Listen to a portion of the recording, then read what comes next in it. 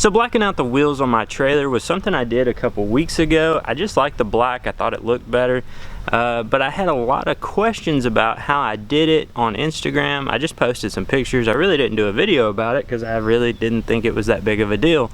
But I had quite a few messages about, hey Kevin, how did you do it? You know, what was the process? So today I'm going to take you through the process because I did end up getting a flat. It was a 3-inch screw through the sidewall. No fixing it. So I did order a couple more of these. I didn't have a spare at the time, so I did order another tire to replace that and then ordered a spare. So I'm going to be painting 2 of these tires today to make them match this and kind of take you guys through the process. So the first step to this process is prep. The prep, I think, is one of the most important things, because if you don't prep this properly, the paint is not going to adhere to it, it's not going to stay on it. So make sure you take the time to prep these things to get them ready for this paint. The first step is going to be getting them scuffed up. You want to take some sandpaper, you want to scuff these things up real good.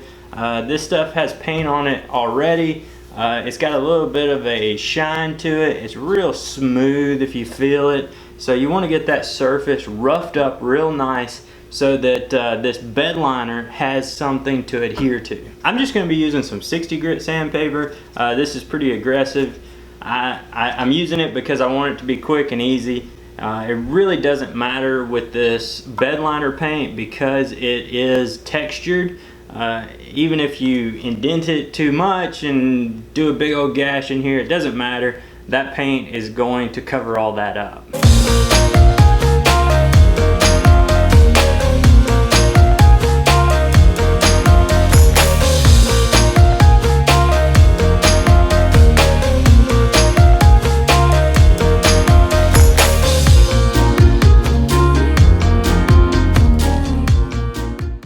Now that we got them all scuffed up, the next process is just going to be kind of to clean up all the dust that you created by sanding it.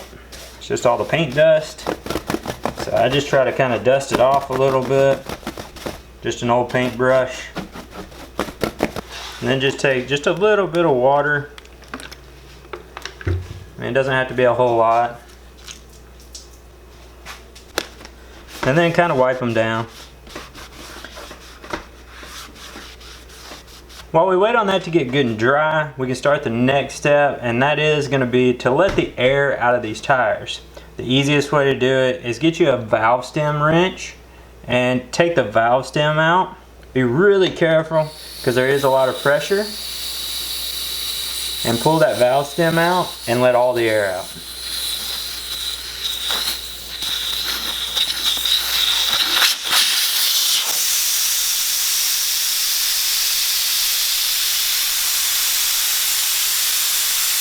Now that all the air is out of the tires, you want to get yourself some blank index cards. What I'm going to do with these is I'm going to put these around the edge. I don't have a way to take the tire off the rim to keep from getting the paint on the tire, so this is going to protect the tire. If you could pull the tire off the rim, it would make this a whole lot easier, but doing it this way works.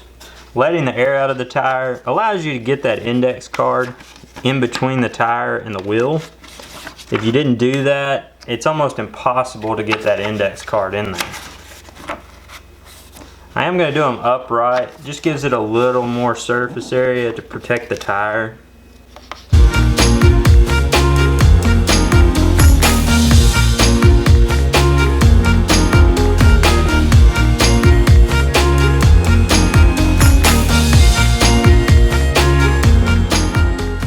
So once you get all your blank index cards in, the last thing you want to do is put the cap back on your valve stem. That'll just protect that, because you are going to end up painting over this. But the nice thing is this paint doesn't adhere to the plastic very well, so you can just peel it off of this. The product I'm going to be painting with is this Krylon bed coating. I got this stuff at Lowe's. It was like $7 or $8 a can. It doesn't take much. I ended up buying 4 cans thinking I would use 1 can per wheel when I originally did this. I still had 2 full cans left over. One can was kind of about halfway, and then one can was completely used. So it goes a lot farther than I thought it would, and I did do 3 coats of this on each wheel. Again, make sure you're taking your time to get prepped and ready to paint this. Again, this stuff is textured, so it does kind of hide some of the flaws. It lets you mess up a little bit and nobody can really notice because of the texture. So don't be scared, this is gonna work, it's gonna look good, and you're gonna be happy with the results. So make sure you shake this can really well because there is that texture in there. You wanna get everything mixed up real nicely. That way it looks good on the wheel. Once you get it shook up, just take your time, even passes. Don't try to go on too thick, too fast, because you know you're gonna do a couple more coats.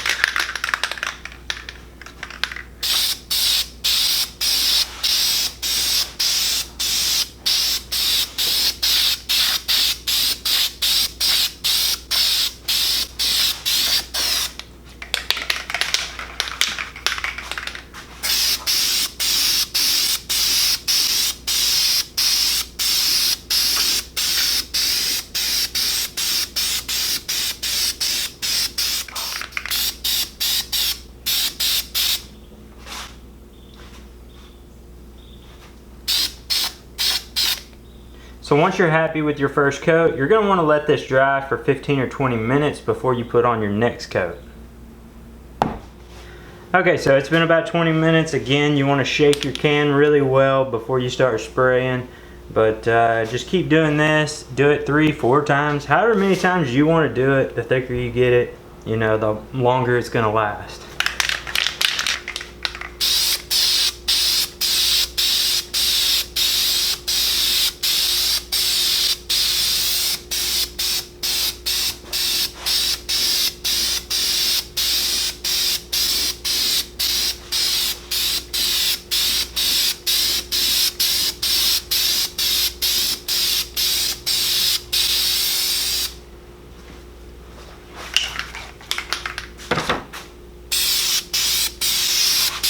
This is going to be coat number 3. I'm only going to do 3 coats on this. Like I said before, you can do as many as you want. It's been another 20-30 minutes actually on this one that I've let this one dry. It's a little humid today, so I wanted to let it dry a little extra. But I'm going to get this 3rd coat on and then I'll be done.